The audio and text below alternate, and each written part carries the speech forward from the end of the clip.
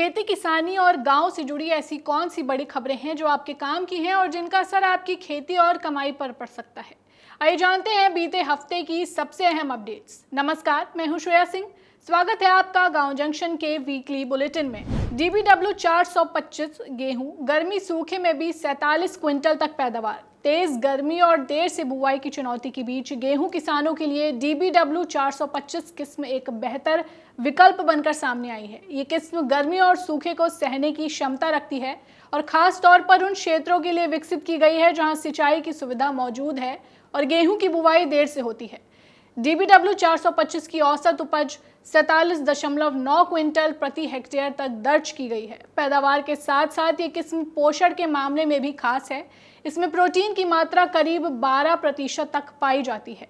यानी गर्मी की चुनौती के बीच ये किस्म किसानों को बेहतर उत्पादन और गुणवत्ता दोनों देने में मदद कर सकती है। बीज विधेयक में जीन एडिटिंग से विकसित फसलों को मिल सकती है जगह।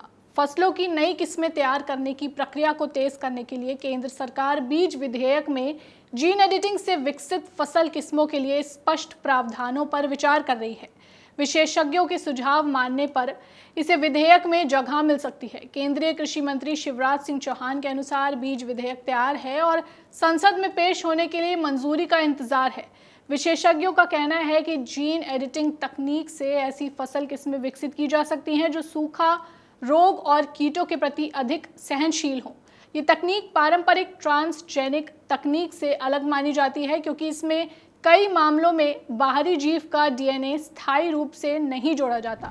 दलहन पैदावार बढ़ाने की दिशा में बड़ी वैज्ञानिक सफलता। भारत में दालों की पैदावार और गुणवत्ता बढ़ाने की दिशा में बड़ी वैज्ञानिक उपलब्धि सामने आई है। ICAR ने अरहर यानी तूर दाल की किस्म आशा का बेहद सटीक अनुवांशिक मानचित्र यानी telomere to telomere reference genome तैयार किया है। यह अरहर का अब तक का सबसे विस्तृत अनुवांशिक खाका है जिसमें वैज्ञानिकों को ऐसी अरहर की नई किस्में विकसित करने में मदद मिलेगी जो बदलते मौसम में भी बेहतर उत्पादन दें, ज्यादा मजबूत हो और पोषण से भरपूर हो। ICAR NDRI की नई तकनीक से पनीर ज्यादा दिन रहेगा ताज़ा। पनीर की बढ़ती मांग के बीच ICAR NDRI ने डेयरी सेक्टर के लिए नई AMCF तकनीक विकसित की है जिससे पनीर को लंबे समय तक ताज़ा और सुरक्षित रखा जा सकेगा। एंटी माइक्रोबियल कोएगुलेंट फॉर्मुलेशन यानी AMCF एक डुअल फंक्शन तकनीक है जो दूध को जमाकर पनीर बनाने के साथ हानिकारक बैक्टीरिया की वृद्धि को भी रोकती है। इस तकनीक में लैक्टोबैसिलस प्लांटेरम MTCC 2546 नामक लाभकारी बैक्टीरिया का इस्तेमाल किया गया है। इससे पनीर की शेल्फ लाइफ 10 दिन से ज़्यादा बढ़ सकती है और उसका स्वाद, बनावट व गुणवत्ता भी बरकरार रहती है। जैविक खेती पर 50,000 रुपए तक का अनुदान, सहकारी मॉडल से मिलेगा बढ़ावा। जैविक खेती को बढ़ावा देने के लिए केंद्र सरकार परंपरागत कृषि विकास योजना यानी PKVY और पूर्वोत्तर क्षेत्र के लिए जैविक मूल्य श्रृंखला विकास MOVCDNER चला रही है।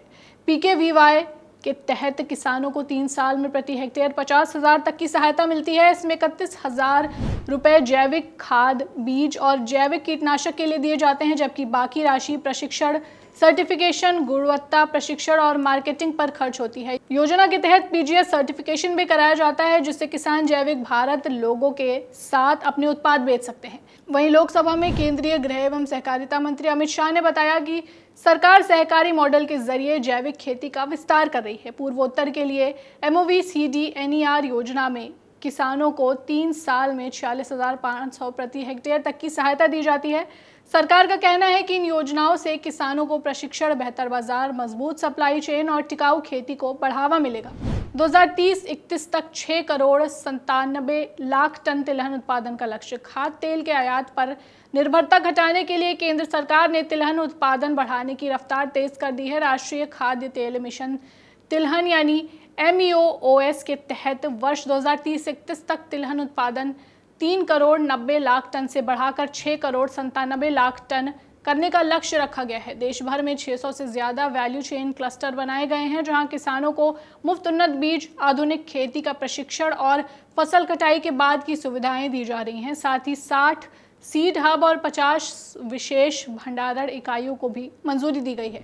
सरकारी आंकड़ों के अनुसार वर्ष 2025-26 के तीसरे अग्रिम अनुमान में तिलहन उत्पादन बढ़कर 4 करोड़ 30 लाख टन पहुंच गया है। वहीं ऑयल पाम मिशन के तहत 2.73 लाख हेक्टेयर में नई खेती शुरू की गई है और 9,244 किसानों को 18.90 करोड़ की सहायता दी जा चुकी है।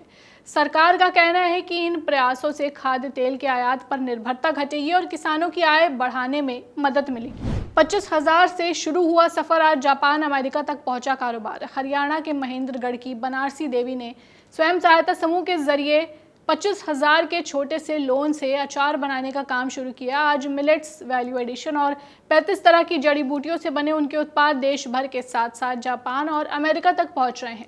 उनका समूह सालाना 35 से 40 लाख रुपए तक का कारोबार कर रहा है और अब तक 250 महिलाओं को प्रशिक्षण देकर आत्मनिर्भर बना चुका है। इस मॉडल के बारे में अधिक जानकारी के लिए डिस्क्रिप्शन बॉक्स में दिए गए लिंक पर क्लिक करें। चलिए अब बात मौसम के हाल पर। आज मानसून की ट्रफ लाइन पंजाब के फिरोजपुर, हरियाणा के रोहतक, उत्तर प्रदेश के लखनऊ, डाल्टनगंज और कांदी पश्चिम बंगाल के शहरों से होकर गुजर रही है। ये बंगाल की खाड़ी की तरफ जा रही है। जो मानसून की ट्रफ लाइन है वो जहाँ पर होती है वहाँ पर अधिक बारिश देखी जाती है। उत्तर प्रदेश के करीब 20-22 जिलों में भी बारिश की संभावना है। मध्य उत्तर प्रदेश के बुंदेलखंड के जिलों में भी इसी तरह की गतिविधियां चलने की पूरी संभावना देखी जा रही है। आइए कृषि एक्सपर्ट से भी जान लेते हैं इस मौसम में किसान फसलों को लेकर क्या सावधानियां बरतें। किसान साथियों, इस समय धान की खेत में पत्ती लपेटक कीट का काफी ज्यादा प्रकोप दिखाई दे रहा है। ये पत्ती लपेटक कीट 2 पत्तियों को ऊपर से फोल्ड कर देता है, नीचे नीचे धीरे धीरे खुरच करके खाता रहता है, जिसपे सफेद सफेद धब्बे दिखाई देते हैं। इसे भयभीत होने की आवश्यकता नहीं है। ये शुरुआती अवस्था में वैसे ही कम हो जाएंगे। फिलहाल इसके नियंत्रण के लिए रसायन डालने के बजाय इसको आप देसी उपाय से कंट्रोल कर सकते हैं। बेर की झाड़ी या किसी भी झाड़ी नुमा पौधे को काट करके पूरे खेत में चला दें। जब चलाने से ये पत्तियां खुल जाएंगी, कीड़े स्वतः ही गिर के नष्ट हो जाएंगे। फेरोमोन ट्रैप अवश्य लगाएं, क्योंकि तनाक विधक कीट जो है सबसे पहले अंडे दे देते हैं। फिलहाल के लिए इतना ही। खेती, किसानी और गाँव की हर बड़ी खबर के लिए जुड़े रहें गाँव जंक्शन के साथ। नमस्कार।